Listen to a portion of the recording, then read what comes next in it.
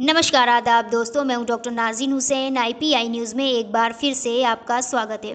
दोस्तों, आज मैं हाजिर हुई हूं बहुत ही अहम लेटेस्ट वीडियो को लेकर। जी हां दोस्तों, क्या आप जानते हैं कि भारत के नए उपराष्ट्रपति कौन बने? नहीं जानते तो परेशान होने की ज़रूरत नहीं है। आज हम आपको मुकम्मल तरीके से उनके बारे में जानकारी देंगे कि भारत के नए उपराष्ट्रपति कौन बने और उनकी हालत ज़िंदगी क्या है।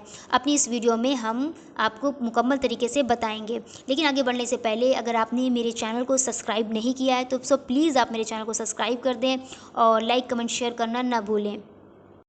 तो चलिए शुरुआत करते हैं आज की इस वीडियो का। भारत के नए उपराष्ट्रपति जिनका नाम श्री जगदीप धनखड़ है। जी हाँ दोस्तों आज मैं इनके बारे में मुकम्मल तरीके से और इनके हालात ज़िंदगी के बारे में कि किस तरीके से उन्होंने सेक्रीफाइस किया और आज ये हमारे सामने उपराष्ट्रपति की पोजीशन को लेकर आज हमारे सामने मौजूद हैं। और चलिए हम इनके बारे में आपको अच्छे तरीके से मालूमात देती हूँ। श्री जगदीप धनखड़ 18 मई 1951 को राजस्थान के झुंझुनू जिला में गांव के एक स्कूल में पढ़ने के बाद उन्होंने चंदौड़गढ़ के सैनिक स्कूल में तालीम हासिल की और बाद में राजस्थान विश्वविद्यालय से भौतिकी और कानूनी दोनों में डिग्री प्राप्त की। उन्होंने राजनीति करियर में प्रवेश करने से पहले कानून का अभ्यास किया। कहा जाता है कि जाट समुदाय से ताल्लुक़ रखने वाले डिप्टी पीएम ने श्री जगदीप धनखड़ को सलाह दी थी कि पीवी सिंह सरकार चौधरी देवीलाल उन्होंने 1989 का लोकसभा चुनाव झुंझुनू से जीता और जब देवीलाल पीवी 1990 में सिंह सरकार श्री धनखड़ ने चंद्रशेखर सरकार में संसदीय मामलों के राज्य मंत्री होने के लिए उनका अनुसरण किया। श्री जगदीप धनखड़ कांग्रेस में शामिल हो गए और 1993 और 1998 के बीच विधायक बने रहने की तुलना में राज्य से विधानसभा चुनाव जीते। 1998 से 2008 तक जब वे भाजपा में शामिल हुए तो उन्होंने अपने कानूनी करियर पर ध्यान केंद्रित किया। उन्होंने राजनीति विकल्प श्री धनखड़ 2019 में पश्चिम बंगाल के राज्यपाल के रूप में नियुक्त होने पर राष्ट्रीय चेतना में फूट पड़े। ग्रामीण राजस्थान में मील या शायद प्रधानमंत्री नरेंद्र मोदी का श्री धनखड़ को बधाई संदेश है, जिस पर जोर दिया गया है उन्होंने विधायी मामलों में अच्छी तरह से वाकिफ़ होने के नाते, जो इस बात का सबसे बड़ा सुराग देता है कि चुनाव उन पर क्यों हुआ। उपराष्ट्रपति चुनाव जगदीप धनखड़ के सामने सबसे बड़ी चुनौती होगी।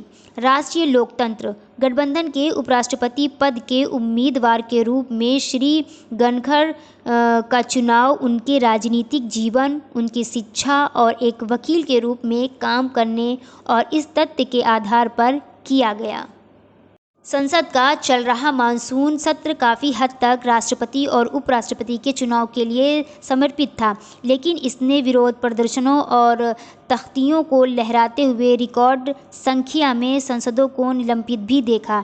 इस संकेत में ट्रेजरी और विपक्ष के बीच एक बहुत ही खराब रिश्ते को रोक दिया और राज्यसभा के नवनिर्वाचित पीठासीन अधिकारी के रूप में इस रिश्ते को संभालना उपराष्ट्रपति चुनाव जगदीप धनखड़ के सामने सबसे बड़ी चुनौती होगी।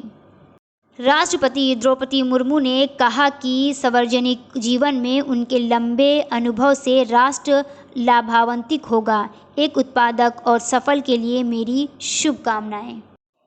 वेंकैया नायडू ने कहा कि श्री धनखड़ के विशाल अनुभव और कानूनी विशेष ज्ञान से राष्ट्र को बहुत लाभ होगा।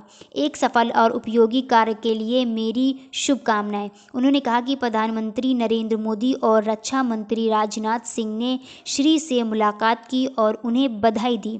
मुझे विश्वास है कि ये एक उत्कृष्ट उपराष्ट्रपति होंगे। हमारे देश को उनकी वृद्धि और ज्ञान से बहुत लाभ होगा, श्री मोदी ने कहा।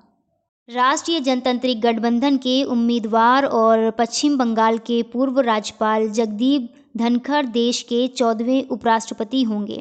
उन्होंने शनिवार को संसद में हुए 16वें उपराष्ट्रपति पद के चुनाव में 710 वोटों में से 528 वोट हासिल किए।